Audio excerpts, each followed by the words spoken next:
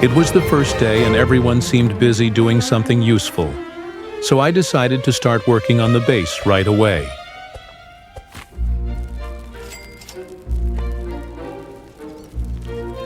Meet female Ivana.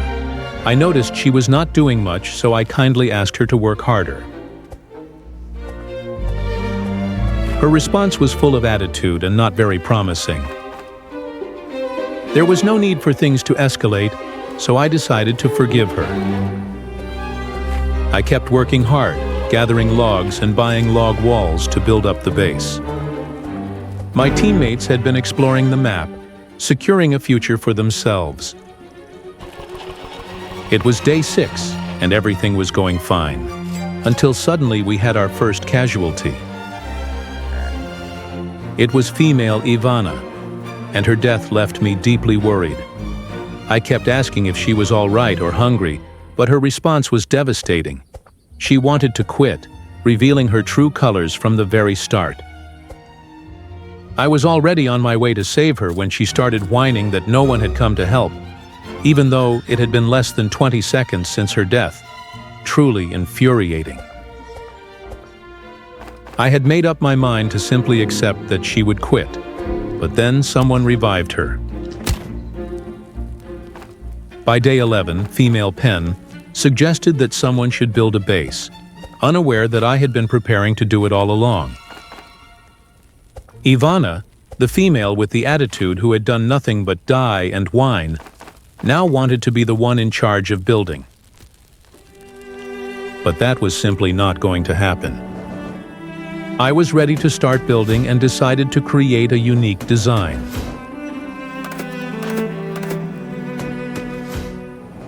Female Ivana immediately started whining. Female Ivana couldn't be trusted with building. I went ahead and continued building while politely suggesting that female Ivana do something useful.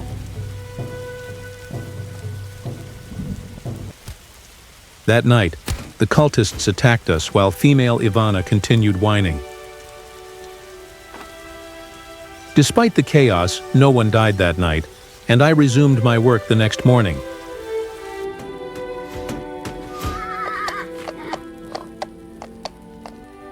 I kept working hard and noticed female Ivana was just idling. Female Ivana had abandoned any hope of building and accepted her place. However, she still complained about not having her crock pot.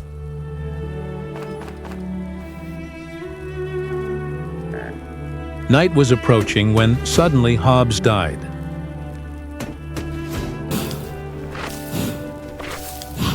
I needed some information, but Hobbes could barely explain what had happened due to blood loss. Although Hobbes could barely make any sense, it was clear that I needed to rescue him in the morning. Female Ivana was finally being useful and had accepted her role. Hobbes spent the entire night babbling, and in the morning, I set out to rescue him. It was evident that Hobbes had gotten himself into something far beyond his capabilities. I grabbed his corpse, and the mission was successful. Back at camp, Hobbes needed a bandage, and I knew my teammates had at least one, but they all seemed unwilling to share. Finally, female Ivana had a change of heart. That's what I thought, but she kept ignoring poor Hobbes. She eventually revived Hobbes, but that's when female Pen succumbed, most likely to the wolves. I rushed to rescue female Pen and brought her back to safety. The situation was difficult. Female Pen had lost too much blood, and to make matters worse, female Ivana was now injured again. Even though I wanted to revive female Pen first, I had to revive female Ivana since it was her bandage.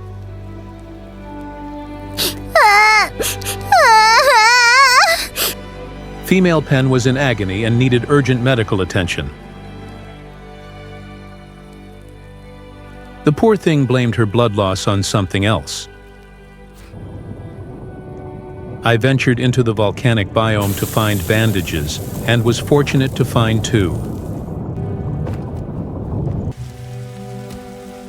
I returned to camp to find that we were being raided by the cultists. And after dealing with the cultists, I was finally able to revive Female Pen. It's always nice when people show gratitude.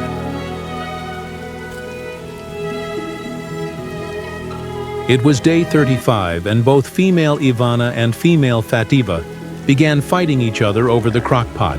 Typical. Not surprisingly, despite my skills in building the base, the campfire had gone out.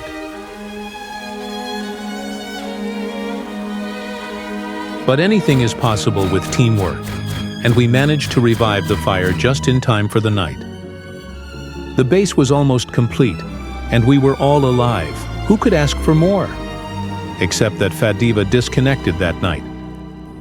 The next day, as I gathered fuel, Female Pen was once again injured and bleeding heavily. I rushed to her aid and was surprised to see female Ivana bravely doing the same, though unfortunately, this would turn out horribly for her. When I finally reached them, Ivana once again threatened to leave, testing my patience to its limit.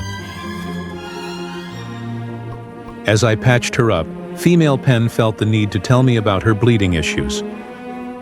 While female Ivana kept threatening to leave and acting obnoxiously, I had no choice but to dispose of her quitter corpse.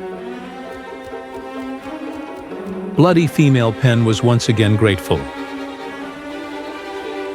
Female Ivana changed her mind and was now demanding to be revived, and as Female Pen kindly said she would find bandages, female Ivana simply disconnected. Very irritating. A hammer was needed to complete the base. I returned to camp and set to work finishing the base. On day 53, Hobbes went down once again, and before I could even set out to rescue him, he chose to follow in Ivana's footsteps and abandoned us.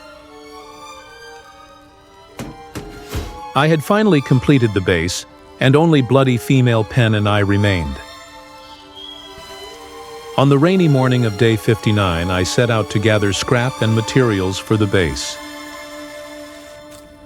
Since Hobbes had failed to clear the mothership, I went ahead to do it myself and collect those valuable shelves from the aliens. As I was ready to leave the mothership, the unthinkable happened. The ram appeared out of nowhere, with only one goal: to crush my dreams.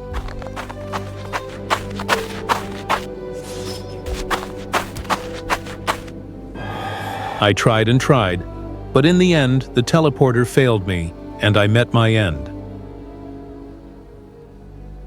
Female Pen assured me she would rescue me in the morning, and I waited patiently.